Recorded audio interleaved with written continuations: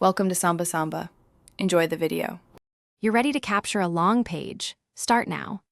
Open the Snipping Tool and the window you want to capture, and make sure the tool is updated.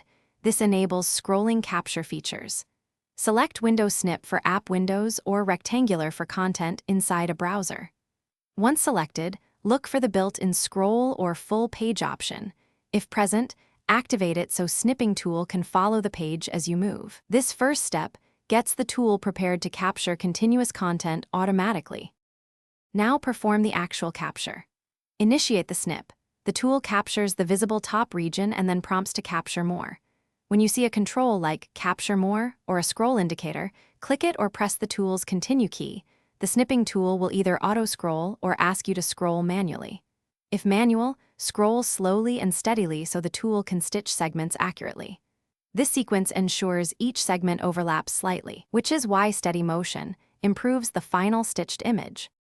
Finish by reviewing the stitched result in the Snipping Tool editor, then save as PNG or PDF. Make sure seams are smooth. If you see misalignment, recapture with slower scrolling and create more overlap between segments. This corrects most errors.